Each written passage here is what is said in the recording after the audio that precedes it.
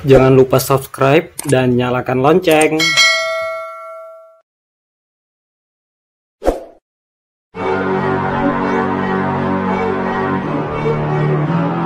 Belajar daring bersama Pak Asrori dan Uco, Pendidikan Agama Islam dan Budi Pekerti. Pelajaran 10, senangnya meneladani para nabi dan Ashabul Kahfi, kelas 6, semester 2. Assalamualaikum warahmatullahi wabarakatuh. Apa kabar teman-teman semua? Semoga senantiasa sehat dan tetap berada dalam lindungan Allah Subhanahu wa Ta'ala. Teman-teman, kali ini kita memasuki pelajaran 10. Nah, kita akan membahas tentang keteladanan para nabi serta Ashabul Kahfi. Sebelum itu, mari kita berdoa dulu. Rabbi zidni ilma warzuqni fahma. Artinya, ya Allah, tambahkanlah ilmu kepadaku dan berikan aku pemahaman. Amin. Assalamualaikum anak-anak semua. Pada video pembelajaran kali ini, kita akan membahas secara ringkas tentang keteladanan dari Nabi Yunus, Nabi Zakaria, Nabi Yahya, Nabi Isa, dan Ashabul Kahfi. Disimak baik-baik ya anak-anak. Pertama, keteladanan Nabi Yunus alaihi salam. Anak-anak sekalian, Nabi Yunus alaihi salam memiliki nama lain Zunnun atau Yunan. Nabi Yunus diutus untuk berdakwah kepada penduduk Ninawa di wilayah Mosul, Irak. Anak-anak, penduduk Ninawa adalah penduduk yang menyembah berhala. Mereka menolak dakwah Nabi Yunus alaihi salam, bahkan mengolok-olok Nabi Yunus alaihi salam dan Allah Subhanahu wa Ta'ala. Nah, anak-anak, karena kehabisan kesabaran, Nabi Yunus alaihi salam pergi meninggalkan kaumnya. Singkat cerita, beliau menaiki sebuah kapal dan kemudian karena suatu badai yang besar, beliau diharuskan untuk meninggalkan kapal tersebut dengan menceburkan diri ke dalam laut. Nah, lalu ketika telah menceburkan diri ke dalam laut, Nabi Yunus ditelan oleh seekor paus. Nah, anak-anak, Allah Subhanahu wa Ta'ala dengan sifat kasih sayangnya pada akhirnya menyelamatkan Nabi Yunus alaihi salam. Anak-anak sekalian, ada beberapa pelajaran yang bisa kita ambil dari kisah Nabi Yunus alaihi salam. Di antaranya, Nabi Yunus alaihi salam seharusnya tidak meninggalkan kaumnya walaupun mereka durhaka, karena berdakwah adalah tugas utama dari seorang nabi atau rasul. Oleh sebab itu, Allah Subhanahu wa Ta'ala memberikan ujian lain kepada Nabi Yunus alaihi salam. Kemudian anak-anak, Nabi Yunus alaihi salam adalah seorang yang berani berkorban demi keselamatan banyak orang. Hal tersebut dapat kita lihat dari suatu peristiwa ketika Nabi Yunus alaihi salam berada di atas kapal dan kapal yang Nabi Yunus tumpangi beserta rombongan yang lain diterpa oleh sebuah badai yang besar. Nabi Yunus rela berkorban untuk melompat dari atas kapal tersebut guna mengurangi beban kapal agar kapal tersebut tidak jatuh diterpa ombak. Kemudian anak-anak, kasih sayang Allah Subhanahu wa Ta'ala amat sangat luas, lebih luas dibandingkan murkanya. Hal tersebut terbukti ketika Allah Subhanahu wa Ta'ala menyelamatkan Nabi Yunus yang terjun atau melompat dari kapal ke lautan. Allah Subhanahu wa Ta'ala memerintahkan seekor paus untuk menelan Nabi Yunus alaihi salam dan membawanya kembali ke daratan.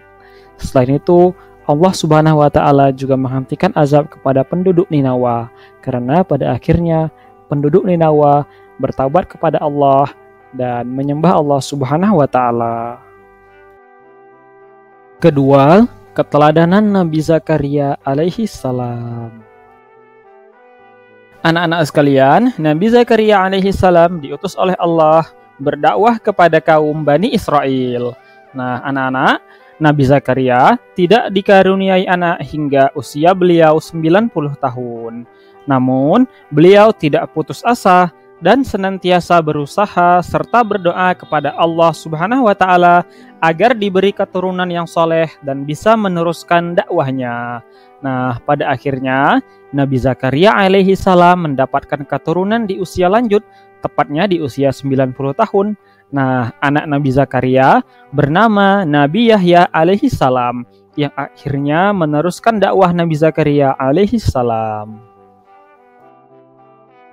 Anak-anak sekalian, dari kisah Nabi Zakaria alaihi salam, teladan yang bisa kita ambil adalah untuk memperoleh keinginan, kita harus berusaha dan berdoa serta tidak berhenti berharap kepada Allah Subhanahu wa taala. Selain itu, setiap cobaan yang Allah berikan pasti ada hikmah yang terkandung di dalamnya. Ketiga, keteladanan Nabi Yahya alaihi salam. Anak-anak sekalian, Nabi Yahya alaihi salam adalah anak dari Nabi Zakaria alaihi salam. Nabi Yahya adalah anak yang sangat berbakti dan patuh kepada kedua orang tuanya. Nabi Yahya juga merupakan seorang yang cerdik, pandai, dan berpikiran tajam sejak masih kecil. Beliau memiliki pendirian yang teguh dalam berdakwah. Beliau senantiasa menyampaikan kebaikan dan melarang keburukan meskipun mendapat ancaman. Sebagai contoh, ketika Nabi Yahya menyampaikan larangan Allah kepada Raja Herodes yang hendak menikahi anak tirinya. Raja Herodes tentu marah karena dilarang untuk menikahi anak tirinya oleh Nabi Yahya. Raja Herodes pun kemudian mengancam untuk menyakiti Nabi Yahya. Tapi Nabi Yahya alaihi salam tidak gentar dengan ancaman tersebut karena berdakwah dan menyampaikan larangan Allah sudah menjadi tugasnya. Karena hal tersebut, Nabi Yahya alaihi salam menjadi panutan dan suri teladan untuk kaumnya. Nah anak-anak, dari kisah Nabi Yahya alaihi salam, teladan yang bisa kita ambil adalah selalu berbakti dan patuh kepada kedua orang tua. Kita juga harus senantiasa bertakwa kepada Allah Subhanahu wa taala. Dan harus tegas mengatakan yang benar tetap benar dan yang salah tetap salah. Keempat, keteladanan Nabi Isa alaihi salam. Anak-anak sekalian, Nabi Isa alaihi salam adalah anak dari seorang wanita bernama Maryam.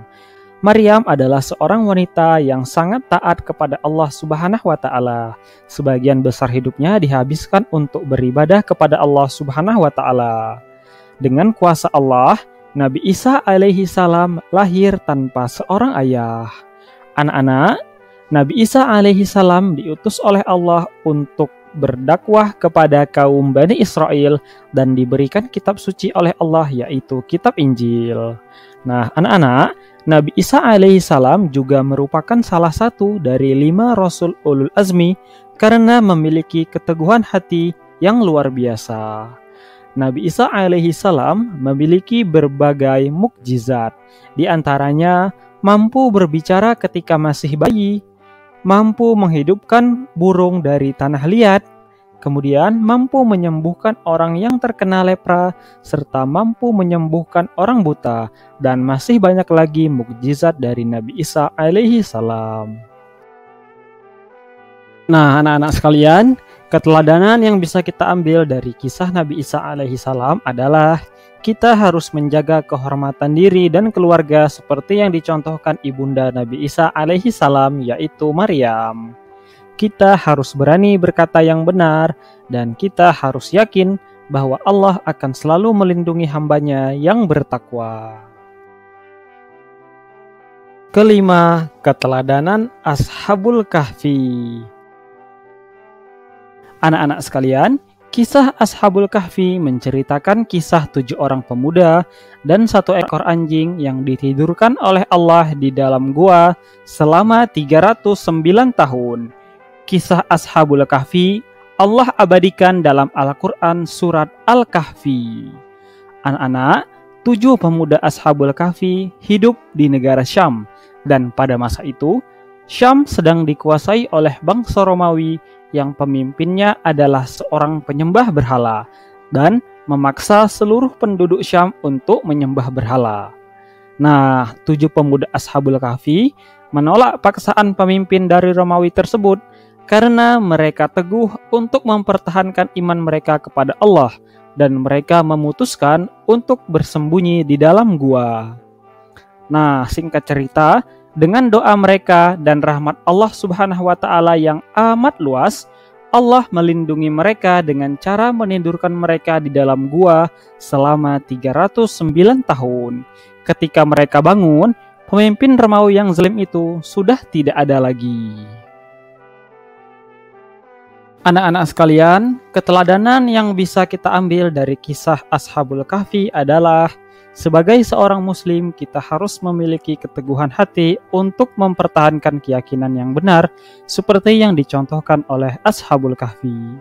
Selain itu, kita juga harus senantiasa berusaha dan berdoa untuk mengatasi masalah yang kita hadapi. Nah, anak-anak, selanjutnya anak-anak harus mengerjakan tugas berikut ini. Nah, kali ini tugas yang harus anak-anak kerjakan lumayan banyak. Ada 24 butir tugas yang harus anak-anak kerjakan.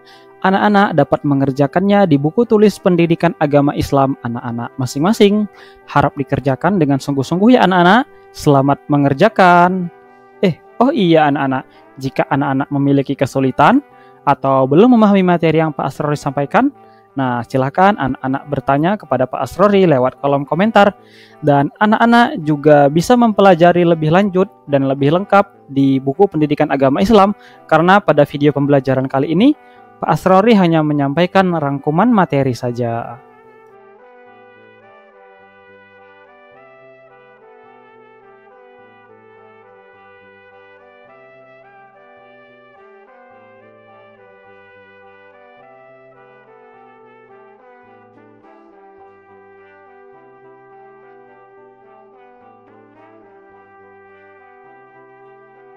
Baik teman-teman, itu tadi video pembelajaran bersama Pak Asrori.